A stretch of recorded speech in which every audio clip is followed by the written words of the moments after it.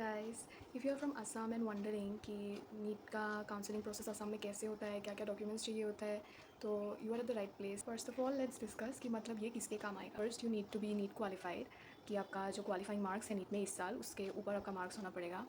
फिर आपको आसाम का डोमिसाइल होना पड़ेगा, मतलब आसाम में आप रहते हैं उसका परमानेंट रेसिडेंसी सर्टिफिकेट आपके पास होना पड़ेगा। PCB प्लस इंग्लिश के साथ आपको क्लास 12 पास करना पड़ेगा। असम में जो नीट का काउंसलिंग होता है वो DME कंडक्ट कराता है। और काउंसलिंग स्टार्ट कब होता है? जब असम का मेरिट लिस्ट निकल जाता है उसके कुछ दिन बाद ही काउंसलिंग स्टार्ट हो जाता है, काउंसलिंग का रजिस्ट्रेशन। तो अभी तक तो असम का मेरिट लिस्ट आया है नहीं, कि मतलब जून के एंडिंग में या जुलाई के फर्स्ट वीक में निकलेगा। तो होप सो तब तक निकल जाए और उसके बाद बाकी का जो प्रोसेस है तब वो स्टार्ट हो। असम का जो मेरिट लिस्ट है वो आपको मिलेगा कहाँ? तो आपको गूगल में जाके सर्च करना है DME असम। उसके बाद ऐसा कुछ आपकी स्क्रीन पे आ जाएगा।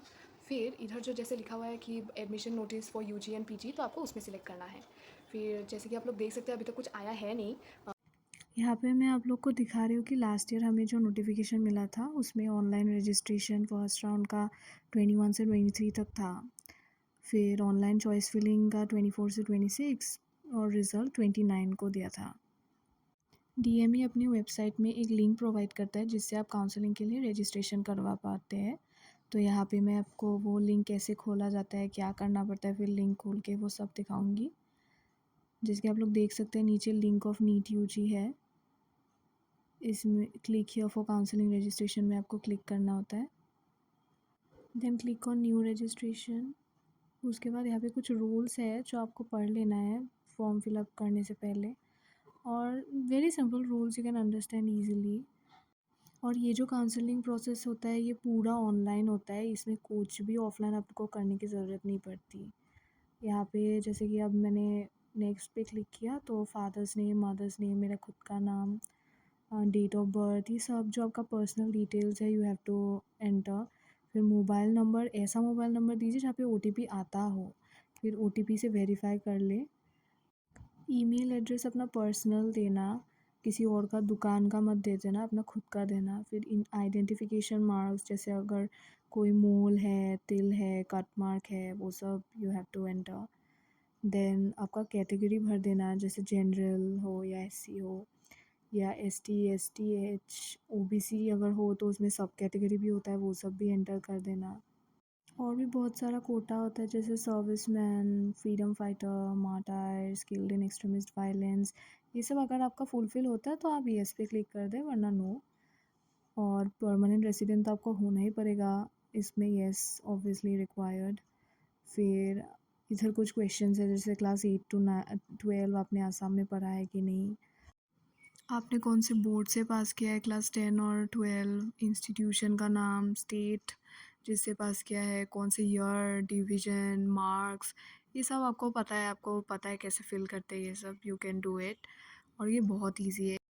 फिर आपको क्या करना है, इधर आपको अपना मार्क्स, फिज़िक्स में आपको कितना मार्क्स मिला, केमिस्ट्री, बायोलॉजी और इंग्लिश में क्लास 12 में, आपका परसेंटेज अपने आप ही इधर कैलकुलेट होके आ जाता है।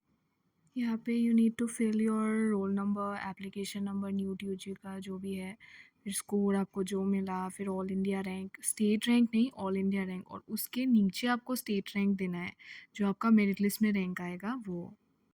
यहाँ पे आपको अपना फ़ोटो अपलोड करना है, और यहाँ पे स्पेसिफिक दिया हुआ है कि मतलब आपको कैसे, कितने साइज़ में, कितना KB, JPG फॉर्मेट, ये सब आपको फॉलो करना है, वरना आपका ये रिजेक्ट होने वाला है, ठीक है ना। और साइन भी आपका। आप फिर लास्ट में पासवर्ड एक डाल दो, उसको कंफर्म कर दो। फिर ये जो डिक्लेरेशन ऑफ द कैंडिडेट, ये सब पे आपको टिक करना है, and then you can submit your form. Now it's time to upload all the documents. जैसे आप लोग को दिख रहा है यहाँ पे एडमिट कार्ड नीट UG का, फिर फ़ोटो ID ओरिजिनल, आधार कार्ड, ड्राइविंग लाइसेंस और क्लास 10 और 12 का सारा डॉक्यूमेंट्स। फिर declaration of parent and guardian, ये एनेक्जर के साथ ही एक आपको प्रिंट आउट करके निकालना पड़ता है, उसमें से पेरेंट्स का साइन चाहिए होता है। फिर कास्ट सर्टिफिकेट और एनेक्जर्स, इसके बारे में मैं डिटेल वीडियो और एक बनाऊंगी, तो आप वो उसमें देख सकते हैं। यहाँ पे अगर बताऊंगी तो ज़्यादा बड़ा हो जाएगा। और ये सब अपलोड करने के बाद you can click on submit and submit the form. और ये सब होने के बाद आपका रजिस्ट्रेशन कंप्लीट हो जाएगा। फिर आप मेरिट लिस्ट के आने का वेट करें। जिसमें आपके नाम के सामने कॉलेज का, आपको कौन सा कॉलेज अलॉट हुआ है वो उसका नाम लिखा रहेगा। और जो 2 दिन आपको मिले थे पहले नोटिफिकेशन में कि इस दोनों डेट में आपको एडमिशन लेना है, तो आप उस दोनों डेट में एडमिशन ले लें। Thank you guys, bye.